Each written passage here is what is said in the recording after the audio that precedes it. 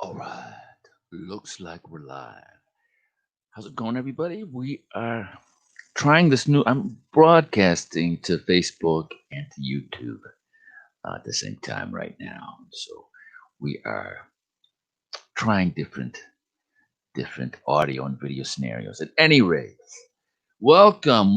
I'm launching a art painting class called the Classical Artist Painting Method for Executives. That's right, the CAPM for execs. Now, if you're in the world of finance, you hear CAPM,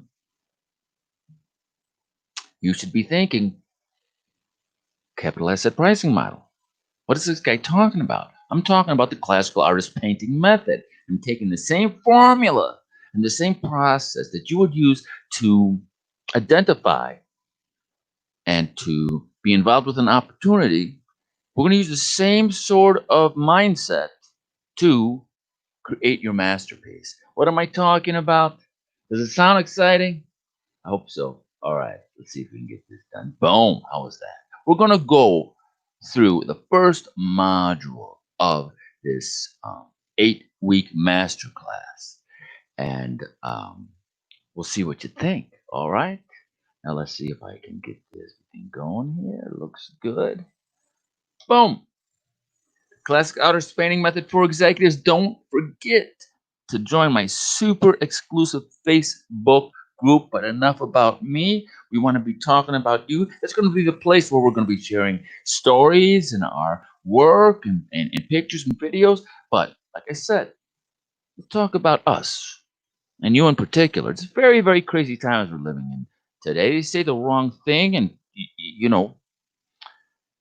the wrong opinion or statement, and they can cost you dearly. Look at that guy from Goya, right? What happened? He supported Trump or something, and then everybody went crazy. And the wrong statement or opinion can cost a person or company very dearly in these crazy times. But the question remains: what will be your legacy? What do you stand for? What is important to you? What do you want your descendants to know about you during these crazy times? Where did you stand during these crazy times? What do you want them to say about you when you're gone? Picture this one day, many years from now. One of your great grandkids holds a painting made by you during this great craziness, this era of great craziness, right? They're holding it in their hands. They know where it comes from. And their parents are telling them a story of the great grandma, the great granddad, how they painted it, why they painted it, what they were like. Just imagine those great grandkids listening intently and holding the painting that you did hundreds of years earlier, staring at it, listening intently and staring at it in awe. Just imagine that for a second. Or what's the uh, uh, reverse of that? You work, raise a family, retire, and then one day you vanish as if you weren't even here. All right? We say, no way, baby. No way. Live forever. Get real. That's the power of realistic painting. That's the power of oil painting. It's been that way for the last 500 years. Been that way since they were drawing animals in the Lascaux cave. It's been that way since the Neolithic time. Okay? So that is the power of oil painting, the classical artist, what the classical artist painting method for executives is all about. This is the only course ever that is specifically designed for executives that don't have a lot of time. Okay? It's the only method that takes into account your skill level. Let's say this is the first time you've ever painted or done anything artistic. It's understood. We're going from that base level, and we understand that you don't have a lot of time. But the sole purpose is at the end of the 8 weeks for you to come away with something totally cool and totally awesome that you were able to accomplish relatively quickly. All right. With a little luck and some focus, we will create a painting with beauty, with power, with emotional impact that, like the Mona Lisa, just might live forever. All right. This is the six modules that's going to happen over the um, next 8 weeks. It'll be 8 week masterclass, 12 months, right? We're going to be hanging out together for a full 12 months, and there's going to be a 30-day money back guarantee. So we're going to go through the first module to get you an idea of what's going on. First thing, right? You join. The first thing we're going to do is set an appointment to have a quick little interview together to get to know each other. And at that moment, once I get your email, you're going to be receiving over the next week or so um, a total of 10 chapters that have to deal with art as an asset class right off the bat. All right, we're going to get into an art investor's mindset. We're going to be thinking seriously about art. We're not playing around. We're not joking around. This is serious business. All right, so we got to start thinking in those terms. So this comes from a very well-known art investor, and I thought this was an interesting point of view. All right. So when someone tells you, "I buy what I like," that's the kiss of death. The thing is, you like what you know. So if you've only had fish and chips and someone gives you sushi, you're going to be like, you're not going to like it. But if you try sushi and you get used to sushi, suddenly you feel good. Suddenly you love sushi. You can't wait to get to Tokyo. But you're the same person who you were 2 years ago that loved fish and chips. Okay? So the more you learn, the more your taste is gonna change. Okay? It's like the difference between pricing a company and the valuation of a company. Right? The price of company is like, well, this company is it costs this much and has this variables. Company costs this much. It's like kind of like this. Well, the price must be right, as opposed to valuation, where you're getting in there and understanding the structure and understanding what's happening on the inside on the business on the inside. All right. So this was billionaire investor Adam Linman. Art is an asset class. And so let's go through the 10 chapters real quick. Boom. Chapter number 1, 10 rules for success. Rule number 1, chapter number 1, art is an asset class. Follow the money. Hire an art advisor. And you guess what? Don't trust a broker. Don't trust an art dealer. Pay a lot for art. Collect artists who repeat themselves, spread your risk, and the most fascinating chapter I found of the whole um, 10 Rules for Success was offshore your art, baby. Very, very interesting. Control the market and, of course, know when to sell. And I'm calling this a risk-free masterclass, okay? Let's say you take the class and think, you know what? It's a good experience, but I just don't like painting. I thought I liked painting was a good idea, sounded cool, but I just don't like it. Okay? Well, maybe your legacy will be in curating a collection of works of other artists, and this 8 week masterclass alone will give you the knowledge base you need to launch, boom, quickly and confidently in that direction. All right. So next, let's discover your power. Ain't that right, Jimbo? We're gonna discover our power right now. Okay. So what's the CAPM? Well, I've taken the capital asset pricing model and I've used it. Good artists copy, great artists steal. I've stolen this idea of having different variables and different components that are all pointed sort of at like one opportunity or one objective.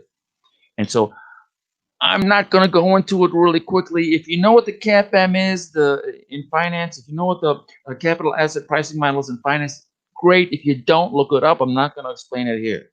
So those are the two: the Fama-French three-factor model, and this is below is the one that I've developed, the three-factor framework. So we're going to speak in just abstract terms here. So instead of the treasury bond, right, being your risk-free rate, for us it's a Louvre.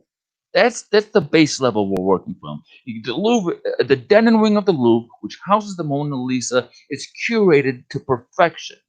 And so if we can get a proprietary image flow, proprietary photo flow, and we'll bring in the photos and the images that are important to us, right? We're curating something that has emotional impact, and then we develop a skill level that represents how the old masters work, man.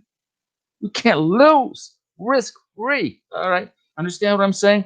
Okay, next. What's beta? Beta is a sense of the zigzag component, an expression of market sensitivity. Well, we're going to be looking at emotional sensitivity, the emotional impact of the things that you're looking as candidates to paint. Plus, instead of the overall market performance, we're going to be thinking about your performance, your skill level in terms of the images you find important. Let's say you have a picture of your family that you love and you love to paint. That's five faces, man. Five Mona Lisas. You got the time and you got the skill level, right? To accomplish that in 8 weeks, even a professional would have trouble doing that. So, instead of five faces, maybe one face. And instead of one face from here to here, maybe the face from there to there. Less um less paint mixing, less things to worry about. You understand what I'm saying? And just like in the CAPM for finance, in terms of finance, you've got your small minus big, right? We're talking about small capitalization minus big capitalization in terms of size of a company. So we're going to be talking about canvas size, and instead of high minus low, uh, uh, book to instead of talking about book to market or value stock and growth stock, we're going to be talking about um, the value in terms of tone. All right, because the eye only sees tone. Well, 95% of the eye sees tone. And if it didn't see tone, if it didn't understand tone on a molecular level, you couldn't operate in the 3D world. All right. So we have a value component in the CAPM and finance, and we have a size component in the CAPM and finance, and we have the same size and value component, emotional sensitivity, a performance variable, and a base, a risk-free, a treasury bond. Our treasury bond is the low. Do you hear me out there? If you're in finance and you hear me, just say, "Gotcha." All right.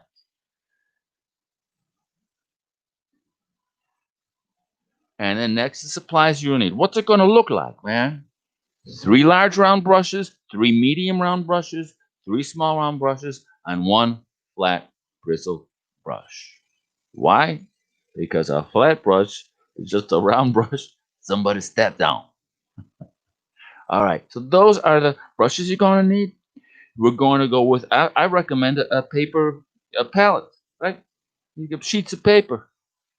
So you're not doing a lot of cleaning up a wooden pallet. If you're going to be using a wooden pallet, I'm going to recommend you take cooking paper, paper baking paper, and then so that way you can just throw it away, right? If you want to save trees, this isn't the place to be. Okay, this is about time is valuable here. Your time is valuable. I'm going to use every shortcut in the book. As far as oil paints, we're not going to get a whole ton of oil paints here. We're not the impressionists. We're going to give every color in the freaking world. The old masters used to have to grind their pigments from stone, so that's why you don't see the bunch of color that's why the old late Renaissance painters, you don't see explosions of color. You see maybe an explosion of red, but blue was difficult to come by. Yellow didn't come many centuries later. So um, titanium white, burnt umber, yellow ochre, ochre. I keep saying ochre. Yellow ochre, cadmium red, and ivory black. All right, you need a cup to dip your white turpentine and your white spirits and your medium in. Canvas board of a certain size, and we'll talk about that later. And you need a desktop easel.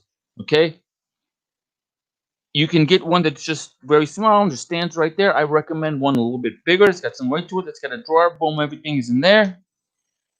White spirits, medium, paperless style, baking paper, like I was talking about. This is the miscellaneous stuff that you will need. This is what your materials looks like. All right. This is what your materials look like, and that's what you. Boom! It's Sunday. It's 2:30. You got maybe 4 hours before a dinner time. You pick up your easel, boom, you pull out your brushes, you've already got your paints pre-mixed. Dang, you start up right there. Honey, time to eat. Okay, boom, no problem. Clean off your brushes really quick, stick them back in the things, boom, put the easel down, and you're done.